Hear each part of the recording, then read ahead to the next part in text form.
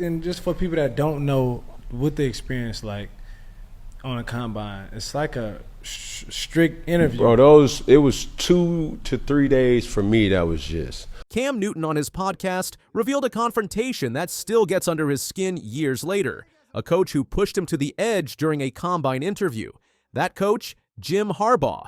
Newton, the former #1 pick and NFL MVP, hasn't forgotten how Harbaugh made him feel during those tense moments. The interview left him steaming. Newton shared the details on his 4th and 1 podcast. Newton said, like, you were locked in, like, you go from team to team to team to team.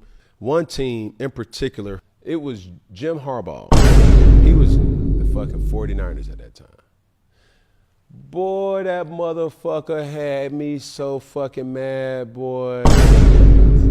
Steaming. I remember like it was yesterday. He asked the question, he was like, yo, so what's your relationship with your dad? This wasn't random. Harbaugh knew exactly what he was doing. The question connected directly to the NCAA investigation surrounding Newton at the time. Harbaugh didn't stop there. He hit Newton with more pointed questions about his character. If we're drafting you this high, we're expecting you to come in and play early. Everywhere you've been, you've had issues where you've been. So you mean to tell me we got to be patient of you to get through your bullshit before you get to actually perform the right way? I'm like, those words stuck with Newton. They still do. Years later, he remembers exactly how Harbaugh made him feel. Why would Harbaugh take this approach? The NCAA investigation gives us context. According to NBC Sports, Newton faced allegations of receiving under-the-table payments to join Auburn.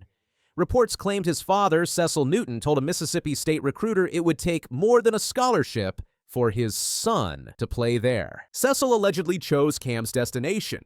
When Cam went to Auburn instead, Cecil reportedly said the money was too much. These comments raised eyebrows. Some believed it was a slip of the tongue. Others disagreed. The truth, it remains unclear to this day. What's clear is that Harbaugh zeroed in on this controversy. He used it to test Newton's composure. Newton explained this tactic isn't uncommon. Teams deliberately make prospects uncomfortable. Newton said, I mean, you go to Florida, there's speculations of you being at Florida. Then you have to transfer. You go to JUCO, then there are speculations of you at JUCO. This, that, and you go to Auburn, you had a lot of success, but there were still things that just loomed over you wherever you went. Research on how teams really attack players in those meetings. Mm-hmm. Talk about your mom, talk about your girlfriend, talk about these things. Anything that they can find online, they're going to ask you. Mm-hmm. And they do. In a way that it's made and created for them to make you uncomfortable. Yeah. These interviews serve a purpose. They test how players handle pressure off the field. For some coaches, it's about seeing the real person behind the highlight reel. For others, it's about making sure they're investing in the right character. Newton believed Harbaugh's approach fell into the test category, a calculated move to provoke a reaction. How did this encounter affect Newton's career? Not much, apparently. The Panthers selected Newton first overall in 2011. He transformed their franchise. Newton became one of the NFL's premier talents. In 2015, he claimed the league MVP award. His career spanned 11 seasons, including stints with Carolina and the New England Patriots. He even reached Super Bowl 50, though he lost to Peyton Manning. Harbaugh, meanwhile, continued his coaching journey. Today, he leads the Los Angeles Chargers. His methods remain distinctive. The recent NFLPA report card tells an interesting story about Harbaugh's current coaching style. The Chargers ranked 5th overall in the league, a massive improvement from last year when they scored C or worse in 6 categories. This year they received just 1 C or below grade. Players gave Harbaugh a B overall. They reported he's receptive in the locker room, but one area stands out: time management. Harbaugh received the worst grade of any NFL coach in this category. Why? Former Michigan defensive star Mason Graham might have the answer. Graham appeared on PFT Live and shared a revealing anecdote about Harbaugh's meeting style. Graham said, "He just starts reading some Shakespeare stuff for 20 minutes, just rambling on. He memorized the whole St. Crispin speech, just kind of rambled on for almost 20 minutes. It was a little weird, but it's cool that he does that type of stuff. He's a different coach, but I like him a lot." This tracks with the NFLPA survey findings. Chargers players rated Harbaugh dead last in efficient use of time. He also ranked 26th out of 32 coaches in receptiveness to player feedback. Not great news for any Chargers player hoping Harbaugh might trim those literary digressions. Graham added, he gets a little quirky after he talks a little while. He just starts reading some Shakespeare stuff for 20 minutes, just rambling on. He memorized the whole St. Crispin speech, just kind of rambled on for almost 20 minutes. It was a little weird, but it's cool that he does that type of stuff. He's a different coach, but I like him a lot. One reporter suggested Harbaugh could stand to cut the meetings a little shorter and leave the St. Crispin's Day speech from Henry V to Kenneth Branagh. Newton has moved on from his playing days. He now hosts the 4th and 1 podcast and appears on ESPN's First Take. His recent episode discussing the transfer portal caught attention from an unexpected source, a former rival. Cameron Jordan, defensive end for the New Orleans Saints, shared Newton's take on social media. The gesture marks an interesting development in their relationship. Jordan was once the biggest villain in the Carolina cinematic universe. Part of the same 2011 draft class as Newton, Jordan went to the Saints with the 24th pick. He's played 226 regular season games. 28 of those came against Newton's Panthers. Jordan enjoyed considerable success in those matchups. He served as Newton's chief antagonist during their rivalry. Now, Jordan publicly praises Newton's insights. He tweeted, "All valid points, but dang it, Cam, I just want to say nemesisist now." Jordan remains active in the NFL. He's under contract with the Saints for another year, carrying a cap hit exceeding $20 million. Next year brings another $15 million, part of the void years. Strategy. New Orleans deployed. That strategy now haunts them. The Saints rank last in cap space at negative $47,482,537 heading into the offseason. The Newton-Harbaugh interaction reveals something important about NFL culture. These high-pressure interviews can leave lasting impressions. Even successful players like Newton don't forget how they were treated.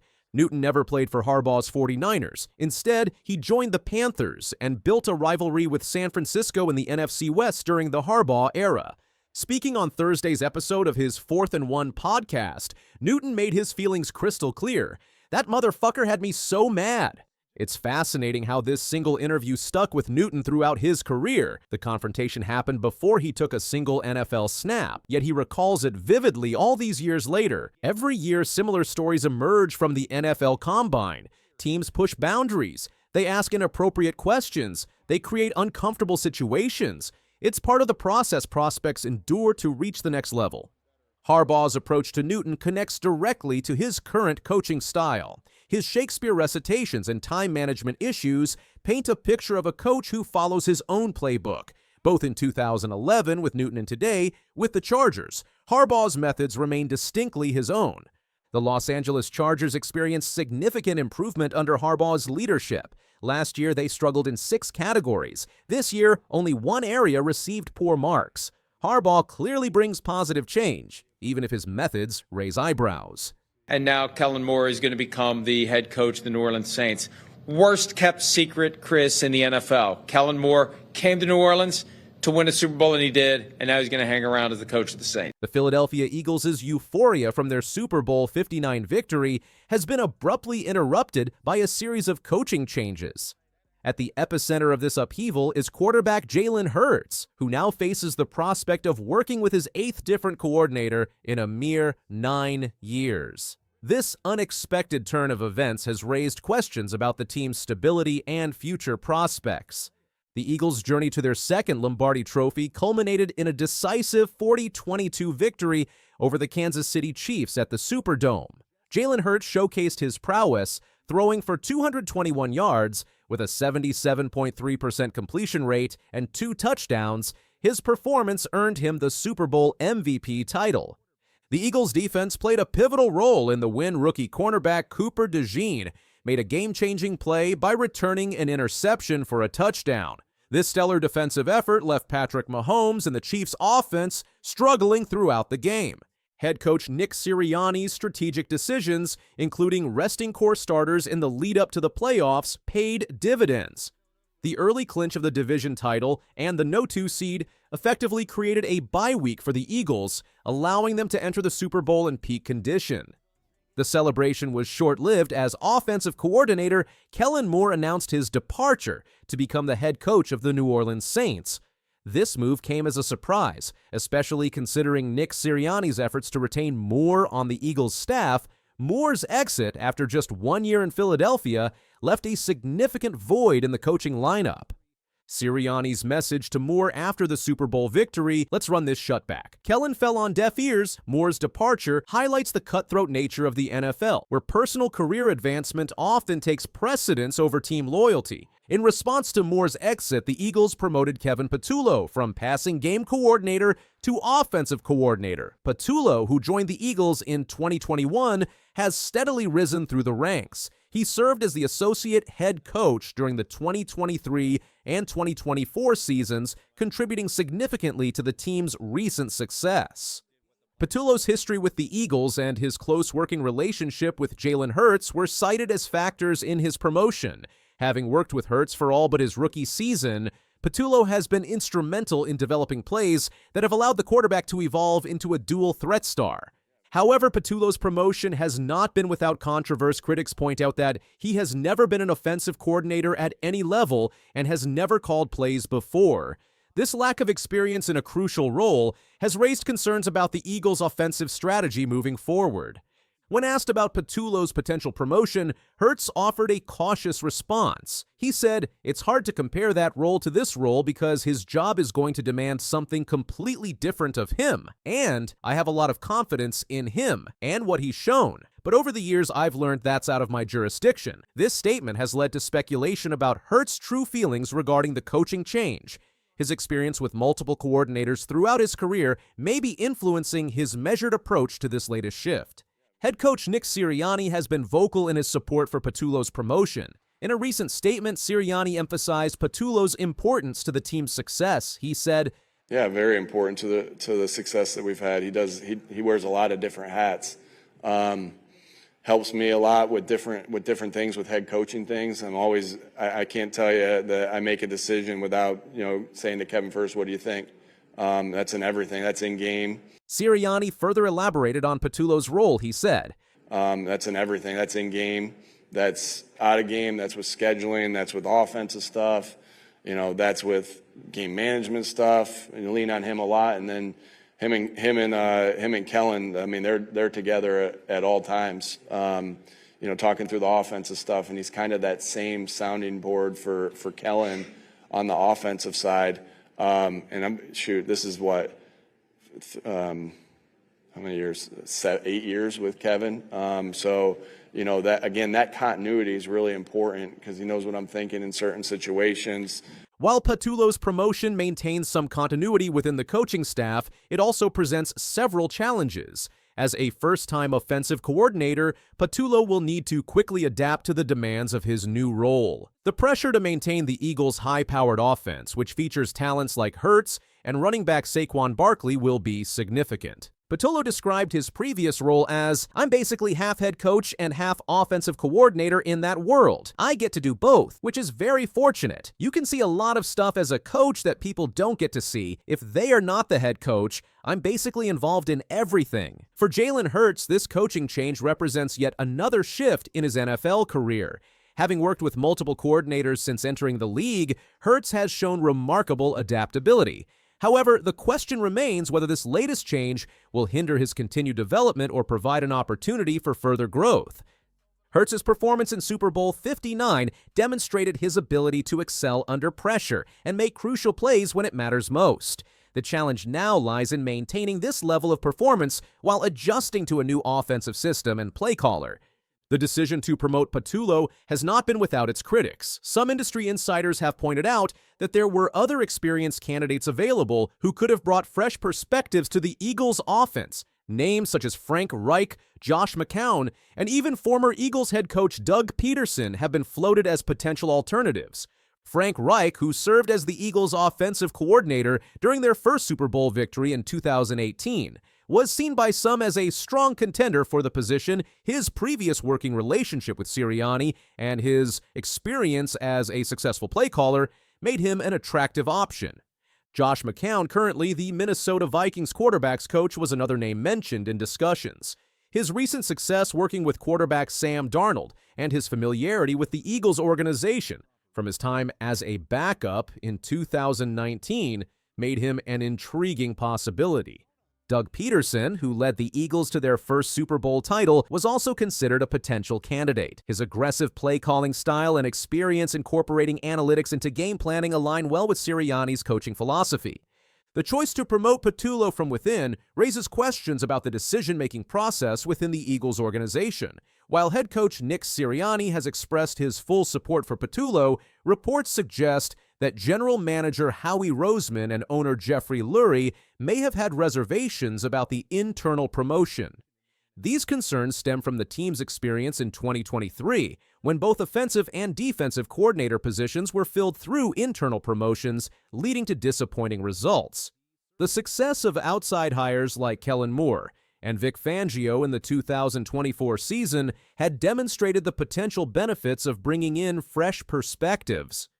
Amidst the coaching changes, another significant development has emerged concerning veteran cornerback Darius Slay-Fresh. Off his first Super Bowl victory with the Eagles, Slay is entering the final year of his contract, and there are indications that his future with the team may be uncertain. Slay's situation is complicated by the emergence of talented rookies like Cooper DeJean and Quinion Mitchell, who have shown promise in the secondary.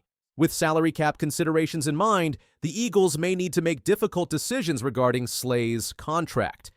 In a recent interview on the Saint Brown podcast, Slay hinted at the possibility of returning to his former team, the Detroit Lions, saying, "I've got one more left on my contract, but you know how that works. Whatever they want to do, I might re-sign back. Hopefully, if I ain't, we'll see what I'm doing, because I do want to play one more year, for sure." Slay's NFL career has been impressive with 619 tackles, 28 interceptions, including 3 returned for touchdowns, and 5 fumble recoveries over 177 games. His experience and leadership have been valuable assets to the Eagles' defense. The recent Super Bowl 59 has become a pivotal moment in NFL discourse, particularly regarding the Philadelphia Eagles quarterback Jalen Hurts.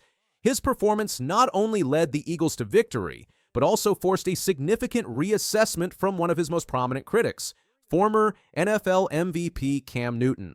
Jalen Hurts made the most of every single opportunity, and I'm just so proud just to say that. And I've been extremely critical of Jalen Hurts. Yeah. Even so much so, like, interviewing him and us talking off the record is like, yo, bro, like, what's up? It was a little contentious, but yeah. Sitting back and watching him perform, bro, I could not be more happy, because he's the guy that everybody praises athletes to be. Mm-hmm. Humble. Don't be a distraction. He is the most disrespected football player, and in large part, rightfully so. Too much is given, much is required. On paper, the Philadelphia Eagles had the best team. Yeah. That's not to discredit what Jalen Hurts still had to do for his team to win. Everybody played a role in them winning the football game, and when it came down to making the plays, in the famous words of Stephen A. Smith, it can't be your fault. Yeah. So when it was his time to make a play, Jalen Hurts made the play more times than not, and that's why I give him the Super Bowl standout, or the Rose spark plug. Prior to the Super Bowl, Newton had been vocal in his skepticism about Hurts' abilities.